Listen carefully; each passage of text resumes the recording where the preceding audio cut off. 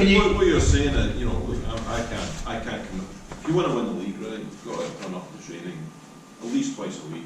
Yeah. Nearly every Saturday. If I'm being honest, don't get me wrong, I'd love to win the league. I would have loved to have lifted that cup, right? But I can't personally. And I'm just people. So, this is a big part of the meeting. So, can everyone go sit in a different chair you sat down on? Stop musical chairs, John!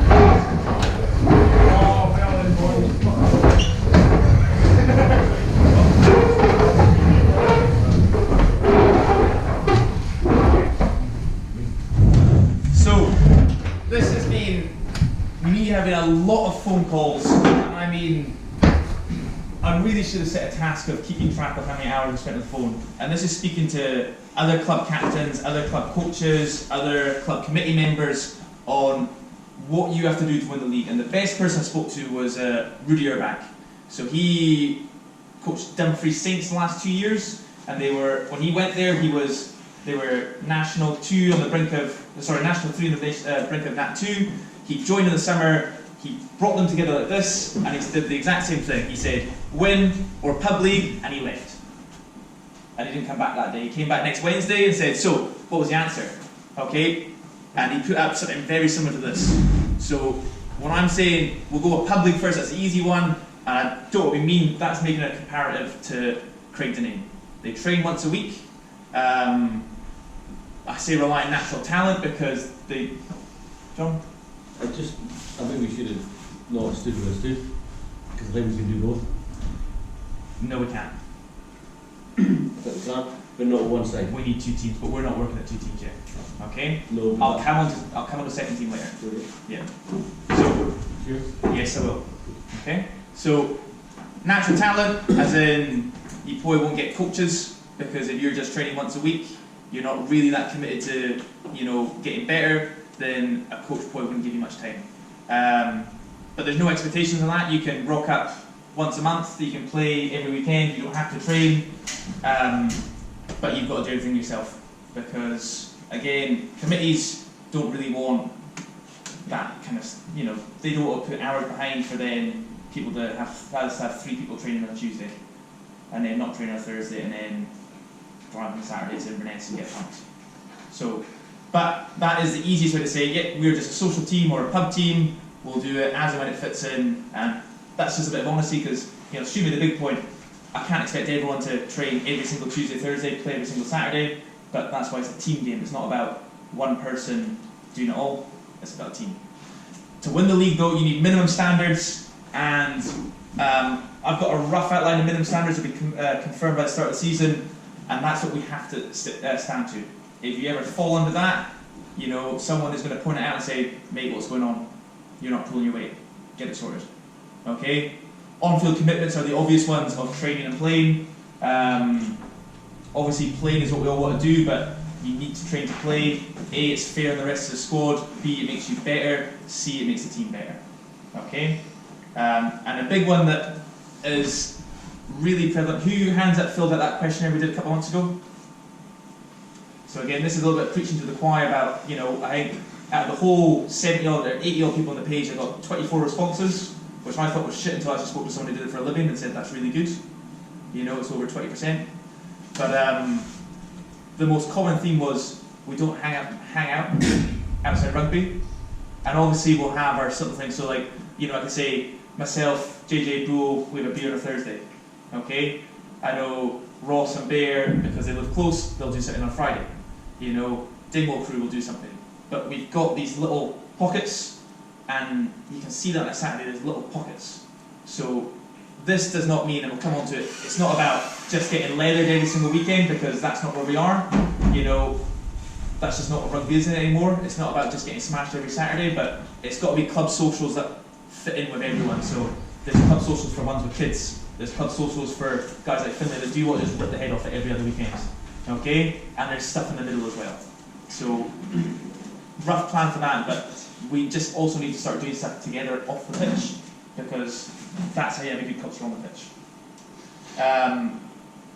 Help support the club, that's an obvious one, but the best part is if we start performing, you actually get shit done for you.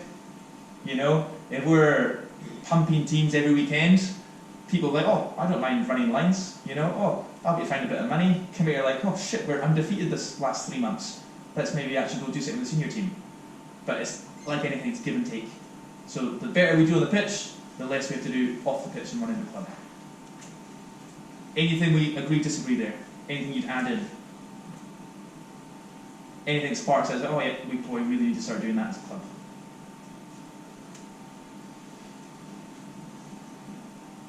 Really interactive, guys. Yeah, so I tell you what, 30 seconds, write down anything you think up there, like, oh yeah, that is top shit, we need to do that right away. Every team needs a head. We do need to know what's going on in terms of this 30 seconds, write down something that up there really resonates with you. Like, we need to start doing that tomorrow. Because we all said we want to win the league. So, of those 5 points, what do we need to start doing straight away?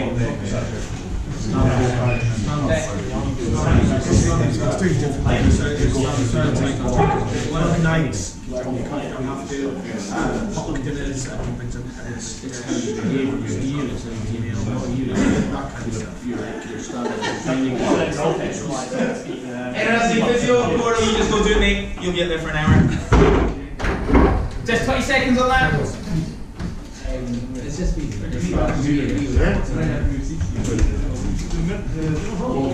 winning the league doesn't.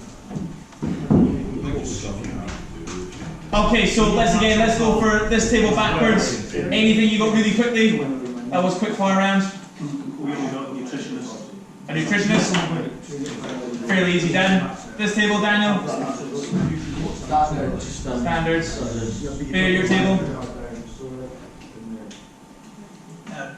Big thing on the social side of things for process doing like everyone just thinks we're going to become fish. Okay, so standards, off-field, and I think yours can come into standards because nutrition. I mean, we had I don't know who follows the club's Instagram account. Yeah, you would have saw with the academy. We did a nutrition session with like 30 kids and players here a few weeks ago. That's really simple for us to organise and for me to run. Nutrition is pretty simple, and you can make up basic plans, you know, like that. So again, if that's something we're interested in doing in the summer, let me know, we'll do it. This might change a little bit as we go forward, but a big thing is, and you know, I've had a lot of chats with Shona about it, you cannot be too fit to play rugby, and it's great we've timed it so that he's on the bed, but Gordo gets broken a lot because he's unfit. Okay, would you agree, Gordo? Yeah. Shona, would you agree? Yeah. So, fitness does not just mean having a good ticker, being able to run all day. It can be, you know, what he's getting worked on. It's posture, okay? It's basic strength. It is a bit of being able to run, okay? Again, I've been working with Shona and a few others on these really simple little S&C booklets that we can hand out, okay? And this is just a little 10-week block. Bear's done a little bit of it, okay? Of just prepping your body for rugby. And we look at it, and we talk about it all the time, that just being fit in any Cali league, and that's Cali League 1, 2, 3 or 4, being fitter than the opposition, you've got a decent chance of winning. Think of all the times we've played Lossy, and we always say they've got crap skills, but they're just fucking fit, and they beat us because they're fucking fit. So, when we talk about minimum standards, these, as I said, the numbers might change, but the 7 tests won't. At any point next year I can say, right, we're doing a 3-minute burpee test. If you fail the minimum standard, you're not available for selection that week. Okay? So again, we'll plaster these up in the change room, I'll send that to you, but those are the minimum standards. I mean, I would reckon Bull will be pushing a 6-minute Bronco if we tried hard. So they're not difficult, but that's the minimum. You know? The only one I'm going to say is point really difficult there is the halfback Bronco. But we want 9s and 10s to be able to run all day. Okay?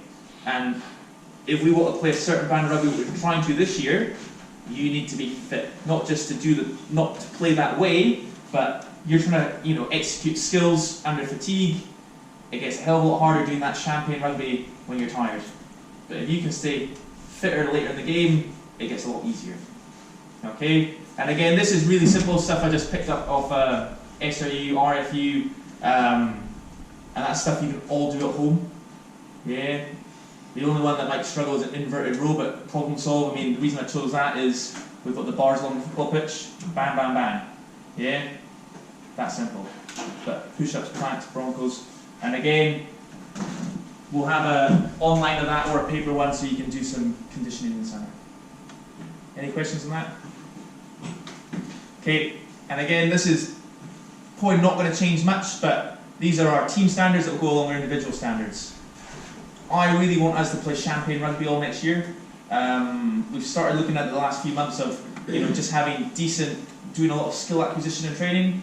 That's why we've been playing pristine French and Fizz for a whole season, and our handling errors have gone down by a third from the start of the year. I watched the first 2 games and the last 2 games, handling errors down by a third. Okay? And that was considering the first 2 games were on that pitch in the glorious sun, the other 2 were there on a boggy pitch. So it is getting better, but it can still always get better. So we're always going to focus on these core skills of catch, pass, run. And I think if we ever go more than 10 handling errors in a game, we'll be getting some serious graft from the Tuesday night training. Tackle completion, we are quite a soft team. We're slowly getting better, but we're pretty soft, we need to fix that. Scrum, we are grand this year, it's been best it's ever been. And as long as we keep our 7 or 8 big boys that can play prop and second row, then that's not going to change. And then this has been part, you would have seen this year with a project we've been running with the no jump lineouts. Okay, I would still say for next year our lineouts got to get to 70, 75. We're probably at 60 to 70 at the moment, and as you can see, it's own throw. My personal view, I do not care about opposition lineout yet. Until we're clocking more than 75%, let's just focus on our own pill. Again, I spent a good couple hours this morning watching back some of our games, and lineout's just not good. So why would we worry about opposition pill when we can't look after our own? Less than 7 turnovers and less than 7 penalties. And again, it's entirely dependent on the quality of what you've got to throw up, or the lifters. If you end up at the start of the season with a good competitive pod in the line, you start targeting opposition. Once we get ours first.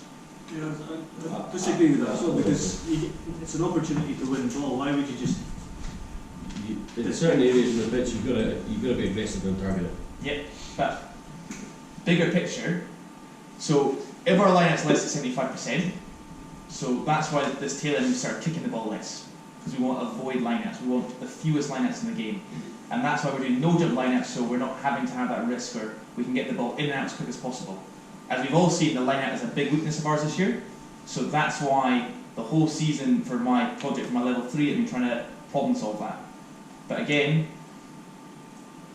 when we talk about trying to defeat or defend lineouts, what's the most successful way to defend the lineout this year?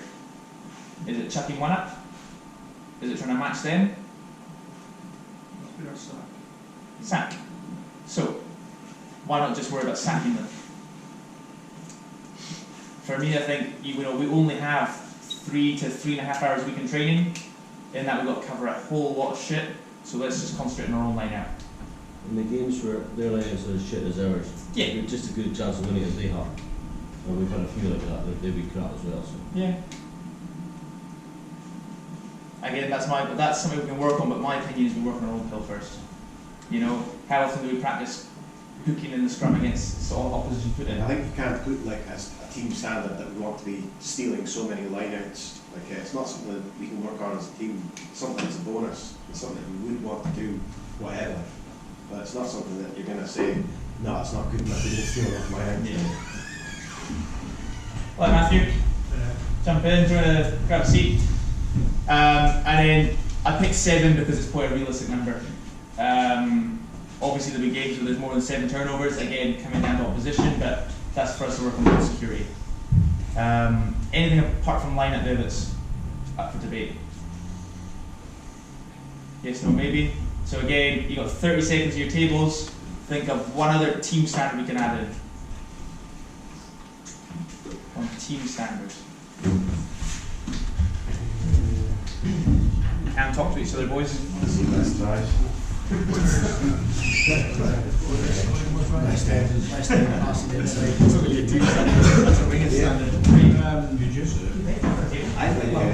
think the start of the game, first like 10-15 minutes, like starting getting the games I'll started.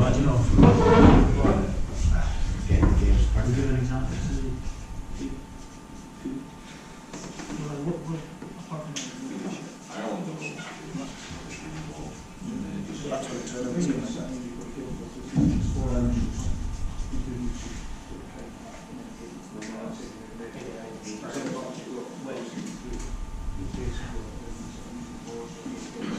Ten seconds.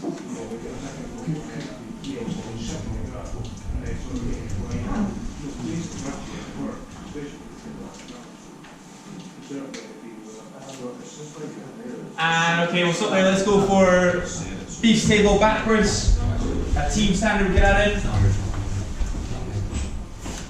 We couldn't run out with, when we send the ruck, that turn comes under turnovers. I also think if we go to too much at once, Yep. we're going to fry our brains. So I think if we stick to those 6, it'll make a massive difference. And then James' table. Less inside passes towards rucks. Less points conceded at the start of the game. Okay, beautiful. Sort of 10 to 15 minutes. Last table. We've got forward tension, so just want to keep building 3 more phases, just to hold on to it for a long bit, not going to score first phase every time you get it.